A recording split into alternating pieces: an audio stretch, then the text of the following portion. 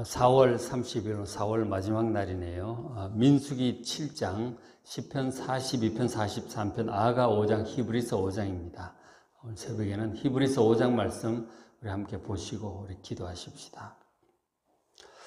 히브리서 5장의 주제는 예수님이 하나님의 백성들을 위한 온전한 대제사장이다 라는 말씀을 이제 시작을 하고 있어요. 그래서 대제사장 되신 예수님에 대해서 5장부터 9장까지 이렇게 쭉 얘기를 하고 있는데, 그러니까 히브리서의 가장 중요한 주제 중에 하나가 예수님이 바로 살아계신 하나님의 우편에 계신 우리를 위한 대제사장이 계신다. 그 대제사장 예수님에 대해서 소개하는 것이 히브리서의 아주 중요한 주제 중에 하나입니다.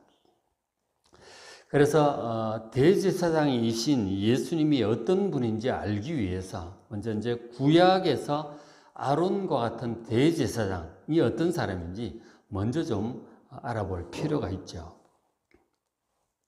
자, 5장 1절에 대제사장마다 사람 가운데서 택한 자이므로 하나님께 속한 일에 사람을 위하여 예물과 속죄하는 제사를 드리게 하나니, 그렇게 했어요. 그러니까 1대 대제사장 출애굽할 때 아론부터 예수님이 오시기까지 80몇 명의 대제사장이 있었어요. 그러니까 쭉 이제 있었던 것이죠. 근데 대제사장이 이제 하는 일이 하나님께 속한 일에 사람을 위해서, 하나님과 관계되는 그 일이죠. 사람을 위해서 예물과 속죄하는 제사를 드리는 것이 제사장의 가장 중요한 임무였어요. 제사장들의 대표되는 사람이 대제사장이죠. 많은 제사장이 있고 그 대표에 해당한 가장 제사장 중에 어른이 대제사장인 것이죠. 그러니까 제사장은 사람들의 죄 문제를 해결을 해서 이 거룩하신 하나님과 이 사람과의 관계를 다시 회복할 수 있도록 돕는 사람이 제사장이에요. 그러니까 우리가 이제 죄를 안 지을 수가 없잖아요. 죄를 짓는단 말이에요. 실수와 허물을 한단 말이에요. 그런 죄를 해결을 해야 하나님과 관계가 회복이 돼요. 그래야 하나님의 은혜를 받을 수도 있고 동행할 수도 있고 하나님 계시는 그 앞에 나아갈 수도 있고 결국 천국도 들어갈 수가 있겠죠. 하나님 가까이 가는 거란 말이에요. 천국 간다고 하는 것이. 죄 있는 상태에서는 하나님께 가까이 나아갈 수도 없고 이 땅에 살면서 동행할 수도 없고 은혜를 받을 수도 없어요. 하나님과의 관계가 이게 잘못되면 이게 아무것도 안 되는 거 아니에요. 하나님과 관계 회복을 위해서 제사장이 필요한 거예요. 혼자는 스스로는 못하는 거예요. 제사장이 해줘야 되는 거예요. 그래서 이 제사장이 하나님께서 가르쳐 주신 방법대로, 그 방법이 레위기에 나와 있죠. 죄를 지었을 때 어떻게 하나님께 제사를 드려서, 제물을 드려서 죄 용서함을 받을 수 있는가. 그래야 하나님께 관계가 회복이 되니까 그 방법대로 제사장은 하는 거예요. 죄 지은 사람이 소나 양을 가져오면 또 거기에 안수하고 또 죽이고, 그러면 제사장이 하나님께 드려서 하나님께서 그 제물을 받으시고 이제 그 사람 죄를 용서해 주시잖아요. 그러면 하나님과 관계가 회복이 되는 거죠. 하나님께 또 가까이 나아갈 수 있고 예배 드릴 수 있고 기도할 수 있고 은혜를 받을 수 있는 거죠. 제사장은 너무너무 중요한 존재예요. 없어서는 안 돼요. 하나님이 안 계신다면 제사장이 없어도 되겠죠. 하나님과의 관계 회복을 위해서 하나님이 거룩하시고 우리는 항상 이 죄에 종종 빠지는 거예요. 하나님과 관계가 회복이 되어야 은혜를 받고 동행을 하죠. 제사장이라고 하는 존재는 너무나 중요합니다. 스스로는 안 되는 거예요. 반드시 제사장에게 제물을 가지고 가서 하나님 정해주신 방법대로 해야, 제물을 드려야 용서를 받을 수 있고 회복이 되니까 너무너무 중요한 존재다 하는 것이죠. 그런데 이제 그 제사장이 일을 할 때 그 제사장의 특징 중에 하나를 얘기를 해주고 있어요. 5장 2절에 그가, 제사장이 무식하고 미혹된 자를 능히 용납할 수 있는 것은 자기도 연약에 휩싸여 있음이라 하는 거죠.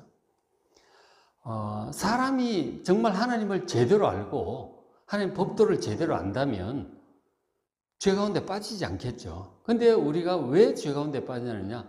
무식해서, 그러니까 무지해서 그렇다는 거예요.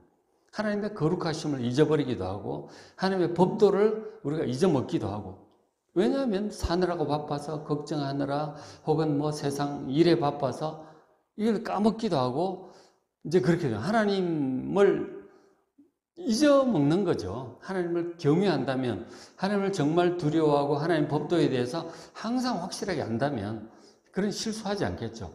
우리가 잘 아는 부분은 실수 안 해요. 하나님을, 이건 하나님 정말 싫어하시는 거야.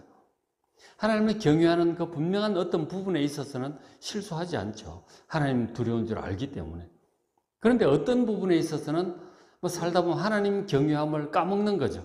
너무 세상 사는 게 바쁘고 힘들고 뭐 걱정 근심에 혹은 뭐 노는 날 세상 일에 바빠서 그럴 수 있는 거예요.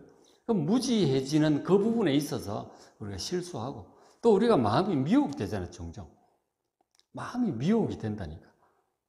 그래서 우리가 종종 실수를 하거든요. 그래서 그 죄를 이제 속죄함 받기 위해서, 하나님께 용서받기 위해서 속죄의 제물을 드려야 되는 거죠. 그런데 사실 제사장은 안 그러냐? 제사장도 그렇다 하는 거죠. 자기도 인간인지라 실수해요. 자기도 무지한 부분이 있는 거고 자기도 마음이 미혹될 때가 있는 거죠. 그래서 제사장이 사람들을 이해하는 거죠.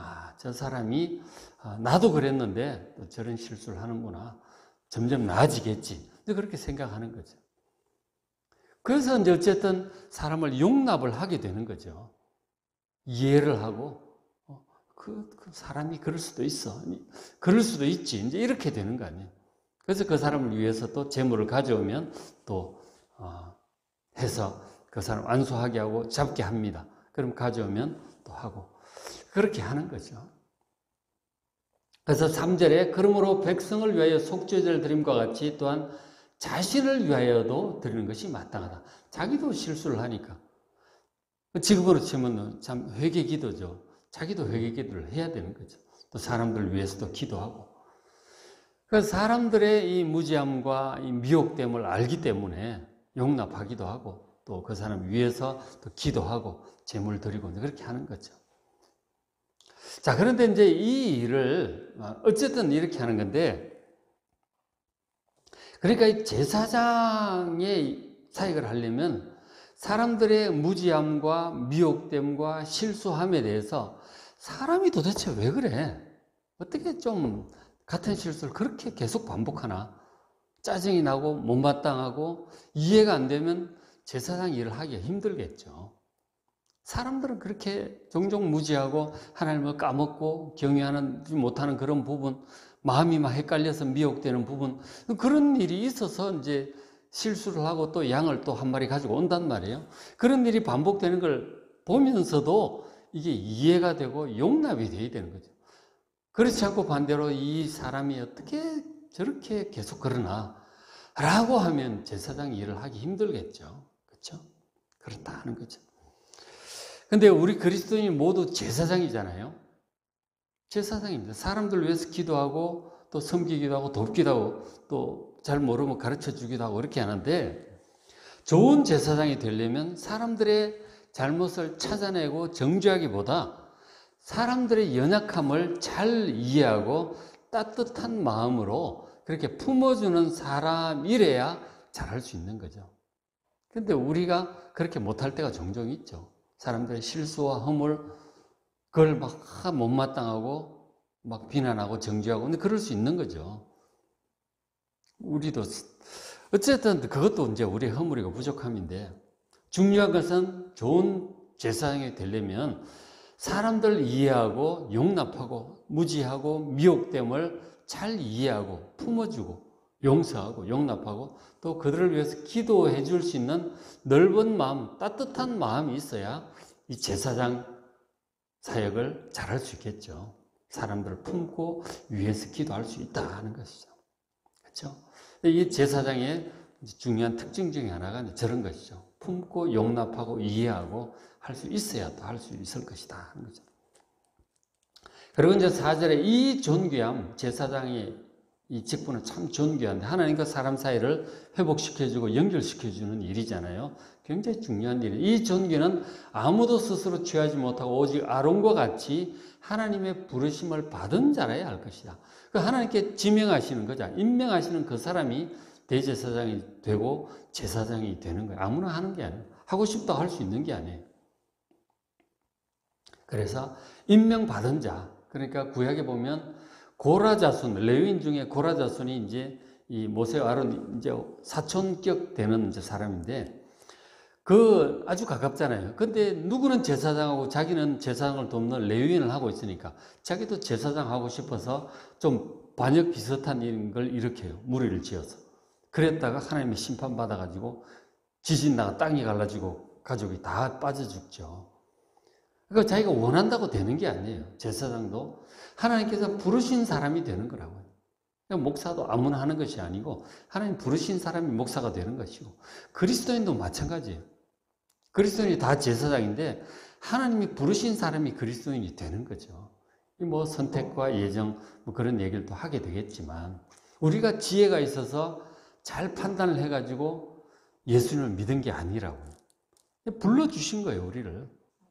우리의 죄됨도 알게 하시고 회개도 하시고 또 성령께서 우리의 눈도 열어주시고 믿음도 주시고 그래서 우리가 또 예수 믿게 된 거잖아요. 제사장이 된 거라고요. 정말 감사해야 될 일이죠. 어쨌든 이 존귀는 하나님의 부르심을 받은 자가 할 수 있는 것이죠. 옛날은 이제 제사장이 그렇다 하는 거죠. 예수님도 대제사장 되신 또 마찬가지였어요. 5장 5절에 또한 이와 같이 그리스도께서 대제사장 되심도 스스로 영광을 취하심이 아니에요. 스스로 대제사장 되겠다 하신 게 아니고 오직 말씀하시니 하나님께서 그에게 이르시되 예수님께서 너는 내 아들이네 내가 오늘 너를 낳았다. 예수님이 하나님의 아들이세요. 하나님의 아들이세요. 저 이제 시편 2편에 나오는 2편 7절에 나오는 말씀인데 1차적으로 이제 다윗을 향해서 하나님의 백성들 향해서 하시는 말씀인데 또 그것을 예수님께 인용을 하고 있죠. 예수님은 하나님의 친아들이세요. 영원 전부터 계시던 그 아들이세요. 그 하나님의 아들로서 6절에 또한 이와 같이 다른 데서 말씀하시되 내가 영원히 멜기세덱의 반차를 따르는 제사장이다. 네가 영원히 멜기세덱의 반차를 따르는 제사장이다. 시편 110편 4절에 나오는 말씀이에요.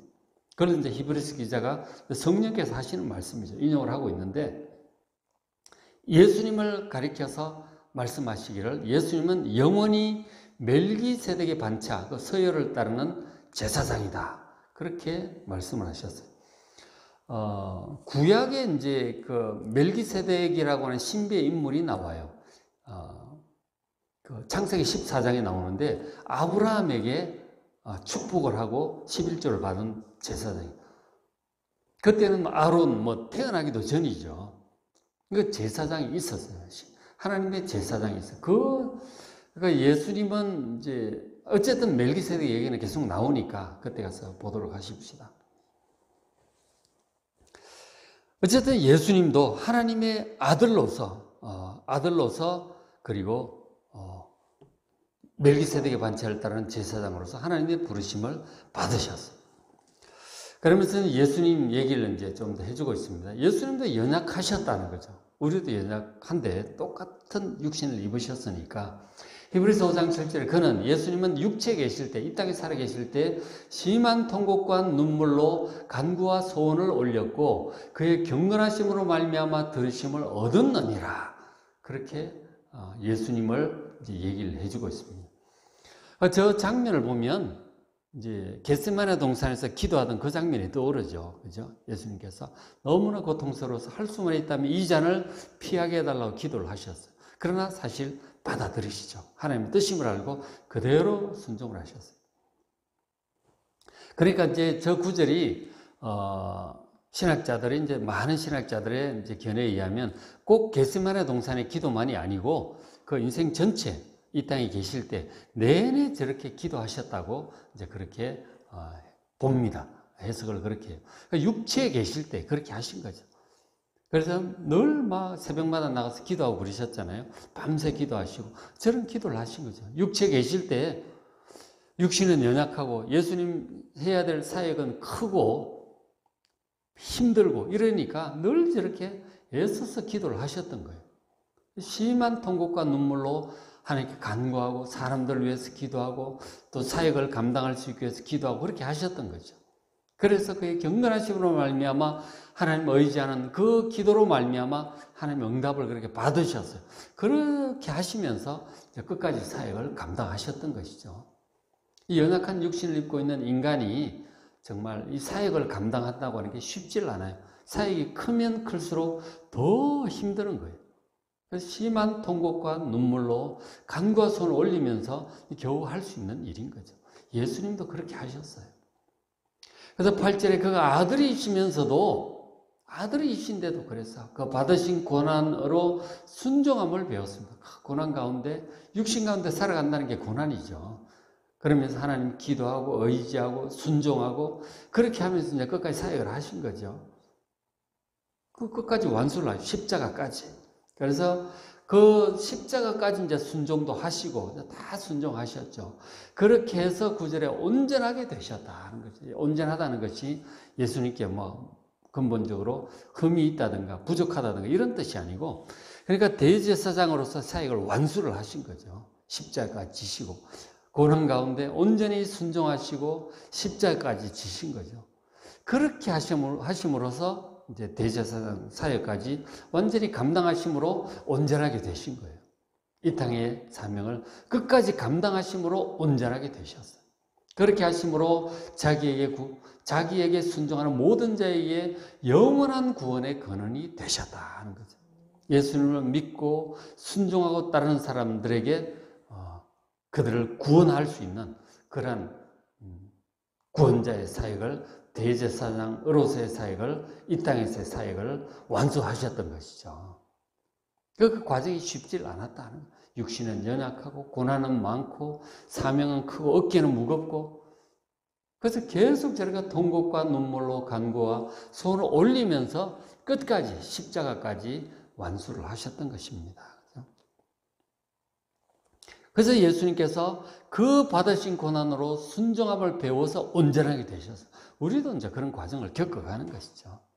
그 고난 중에, 연약한 가운데 고난 중에 믿고 의지하고 순종해서 끝까지 완수해야 우리도 그렇게 온전하게 되는 것이죠. 특히나 예수님은 그렇게 하심으로 예수님은 이 온 세상의 죄를 지고 가는 하나님의 어린 양으로 대제사장으로 오셨잖아요. 그렇게 해서 믿고 따르는 모든 자에게 영원한 구원의 근원이 되신 예수님께 감사하고 찬양하시기 바랍니다. 그런 분이 우리의 대제사장이시다는 거죠. 그래서 이제 그 대제사장이신 예수님이 멜기세덱의 반차를 따른다고 그랬잖아요. 그 멜기세덱의 설명을 좀 해야 되는데 5장 11절에 자, 멜기세덱 얘기를 이제 지금 성령께서 히브리서 기자를 통해서 우리에게 설명을 해 주셔야 되는데, 자, 멜기세덱에 관하여는 우리가 할 말이 많은데 굉장히 중요한 인물이기 때문에, 근데 너희가 듣는 것이 둔함으로 설명하기가 어렵다. 그러니까 영적인 어떤 지식이나 영적인 어떤 깨달음이나 성경을 보는 어떤 그런 눈이나 그리고 하나님께 대한 믿음과 순종의 어떤 영적인 성장에 있어서 아직 듣는 것이 둔함으로 얘기하기가 좀 어렵다고 하는 이 안타까움을 토로하고 있습니다. 히브리서 기자도 그렇고 성령께서 또 그렇다는 거죠. 12절에 때가 오래되었으므로, 신앙생활이 꽤 오래되었어. 그러면 너희가 마땅히 선생이 되었을 터인데 다른 사람들에게 이런 설명을 좀 해줘야 되는데, 대제사장 예수님 멜기세덱에 관해서 이 설명을 좀 해줘야 되는, 너희가 다시 하나님의 말씀 초보에 대해서 누구의 가르침을 받아야 될 그런 상황이라는 거죠. 이 복음의 초보에 대해서 이제 6장에 또 얘기를 하고 있어요. 회개와 뭐 안수와 부활과 영생과 이런 것들이 확실치 않으니까 자꾸 그런 것들을 벗어나지를 못해. 그것만 얘기를 반복을 하고 있는 거죠. 그러니까 믿음이 좀 성장하면 좀 쭉쭉 올라가야 되는데 기초에 머물고 있다고 하는 거죠. 이런 좀 심도 있는 얘기, 수준 높은 영적인 이런 얘기를 하기가 참 애로사항이 있다는 거죠. 그래서 말하기를 너희가 단단한 음식은 못 먹고 젖이나 먹어야 할 자가 되었도다. 하나님의 말씀에 젖도 있고 이 단단한 것도 있어요. 젖이라고 하는 것은 그저 듣기 좋은 그런 얘기들이죠. 축복, 이런 것들, 은혜, 이런 것들, 좋은 얘기들. 근데 사실 말씀이 거기에서 머무르면 안 되잖아요. 단단한 것도 있는 거죠. 십자가도 있고 헌신도 있고 자기 부정 이런 것도 있고 그러잖아요. 사실은 이게 되어야, 이런 단단한 음식을 먹을 수 있어야 영적인 사역을 할 수 있어요. 용납, 용서 이런 거 있잖아요. 이게 되어야 사람들을 품고 섬기는 제대로 된 사역을 할 수가 있는 거예요.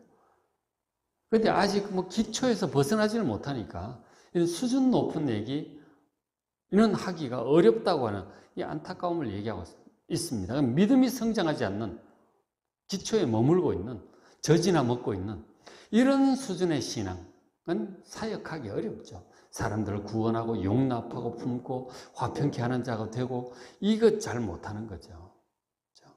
그래서 이제 우리의 신앙 성장이 정말 중요하다라고 하는 얘기를 이제 히브리서 6장에서 할 거예요.